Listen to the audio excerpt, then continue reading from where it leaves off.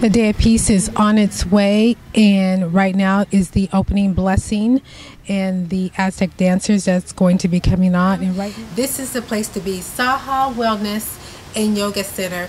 They are having this event, the Fearless Aging for the Audacious Over 50 Woman. Okay, so I'm here with Dr. Kate Bisharat with Inspired Medicine and Saha and Wellness. So tell me about your organization. Sacramento has yoga studios popping up on almost every corner. So the rule of thumb is the lower the heel, the better. But if you have to wear high heels, wear them for shorter periods of time. I'm in a fairly new strip mall in South Sacramento in the African American community, and as you can see, there are no yoga studios in sight. So Pastor Glenn F. Buckhalter will be bringing forth a powerful message. Pastor Carolyn Buckhalter delivered the message today, and here are a few clips. So tell me, how did you like the message today? Today's message was awesome and amazing. Today marks the final episode of Keepsake. Let's do a quick recap. We are about to visit the Lorraine Motel where Dr. Martin Luther King was assassinated. Thanks, Jean. Some say love is blind, but is it colorblind?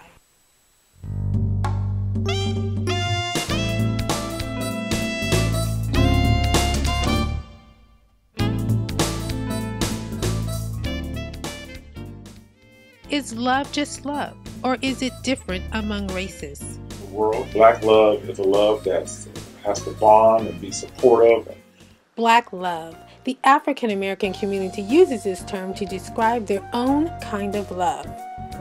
I watched my grandparents with black love, and they talked about how black families are raised, and sometimes they were raised through poverty, sometimes they were raised through back in that time it was racism.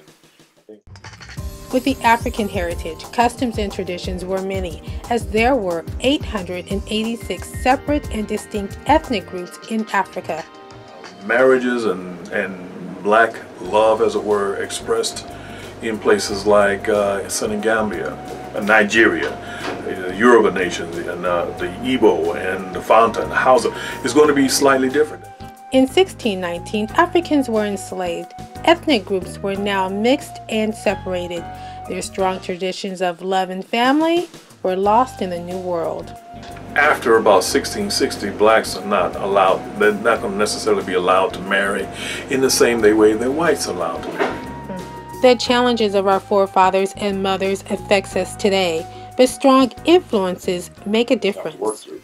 But black love, when I watched my parents and other couples like that, they just had an extra pride in themselves and their children. Yeah, you better say me something. You better come. All right. There are strong African American family influences, but there are still significant struggles within the community. And 72% of our homes are single parent homes. We have a lot of families that are just not together exercising that black love. It's temporary and quick relationships. Dating is a thing now, online dating. African American dating sites and blogs are more frequent than they've ever been. Among them are Black Planet, which is the largest, Black People Meet, and BlackSingles.com, to name a few.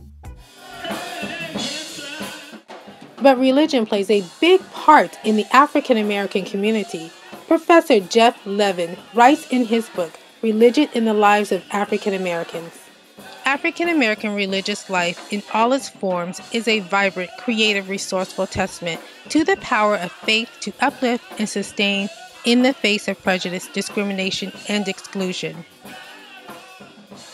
African American couples seek guidance and support from their spiritual leaders. I remember both of us going to our pastor. First of all, to get the consent of our pastor, because your leader overall, because he knows you, and he knows really if that is a good fit.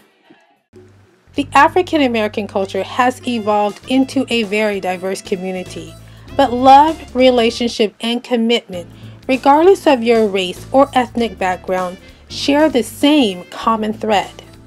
You have to work at it. And to maintain it, it's work, and it's love and respect one to another and one for another. This is truly a story of one man's trash is another man's treasure. Someone mistakenly threw away a 127-year-old Bible, thinking it had no value to anyone. Sanitation worker Peter Ferreira found it, kept it safe, and returned it to its rightful owner. Happy that it finally got back to the right people. There was names in there like from Merced, California, and different places down south, but I never thought about tracing them down. Peter Ferreira could have kept the Bible to himself, but instead he found a way to give a piece of history back to the family. El Dorado Hills,